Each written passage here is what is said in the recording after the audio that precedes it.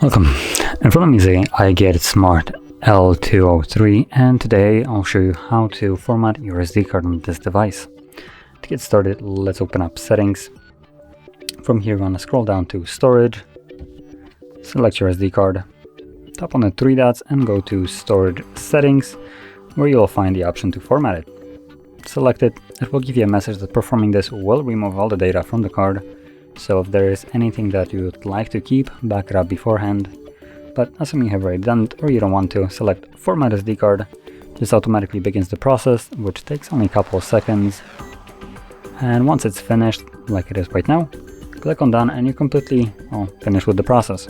So, if you found this very helpful, don't forget to hit like, subscribe, and thanks for watching.